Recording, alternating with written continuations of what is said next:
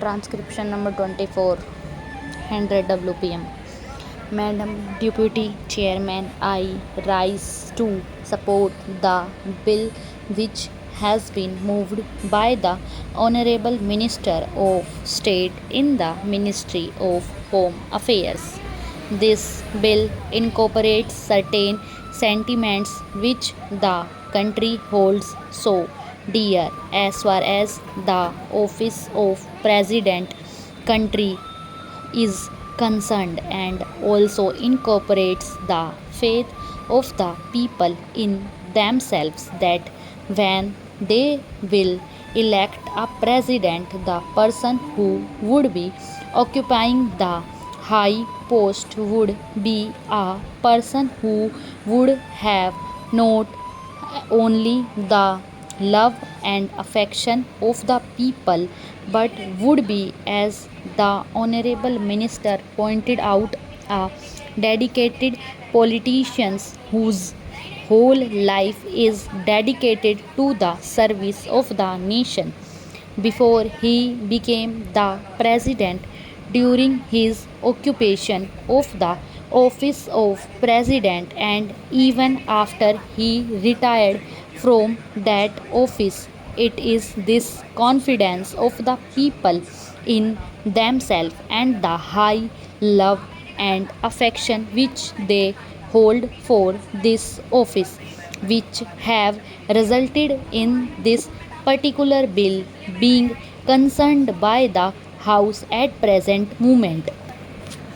The Honorable Minister has pointed out that the President, who has just retired, has fulfilled all the requirements which are the basis of this particular measure, and the measure which was passed in 1951.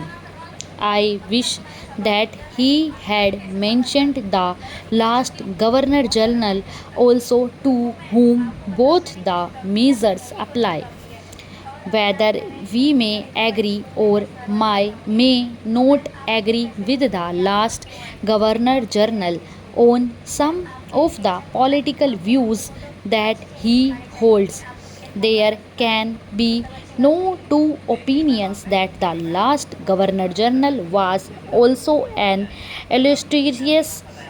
son and is an illustrious son of this country, and deserves all the consideration, all the love, and all respect of the country which are being incorporated in the present measure and were incorporated in the 1951 Act. While therefore fully supporting the measure which is now before the House, I would like certain clarifications regarding the rules that are going to be made for giving effect to the provisions which have been incorporated in the present bill. In the statement of objects and reasons, we are told that a person holding the high office of president has, even after retirement, many public calls on him, and it is therefore considered desirable to provide him with secretarial staff. It is further stated that the bill provides for a staff which may be engaged for the president. Staff might be appointed for him, and office space might be provided for him.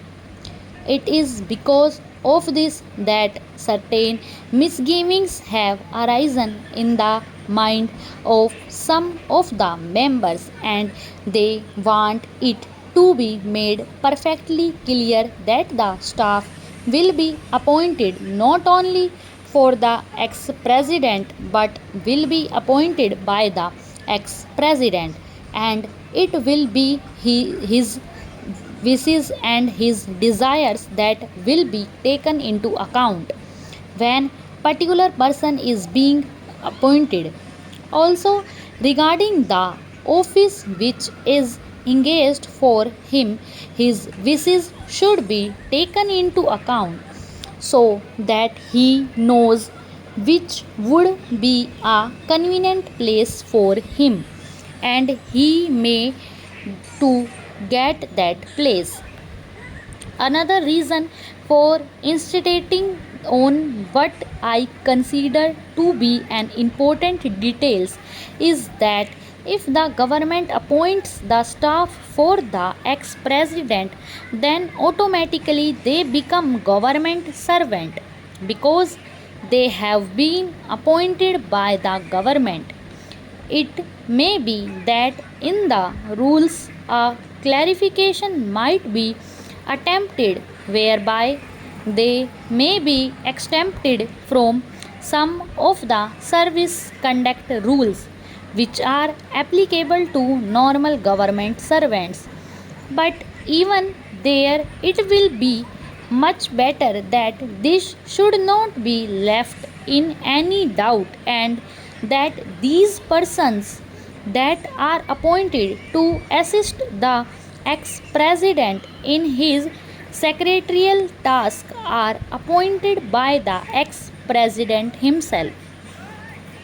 They would be the staff of the ex president and would not be appointed by the government for the ex president and would not be government servants. This point ought to be made quite clear that the ex president has got all the right of determining the service conditions of the people appointed by him, of course, subject to the overall limit which has been provided and, to my mind, rightly provided in the bill. Within the overall limit, perhaps it will be much better to leave the rest of the matter to the president himself, so that we may also express our further confidence in the president to the effect that he would utilize with discretion and with all sense of responsibility and fair play, and taking into account the interests of the public and of the public exchequer too. Another point which also needs some clarification is regarding the payment to be made for this secretarial assistance and for the secretarial staff. Normally, government rules require that whenever any such demand is made on the public exchequer or on the consolidated fund of India, certain formality has to be gone through, and that formality of accounting has to be in a prescribed form. Full stop.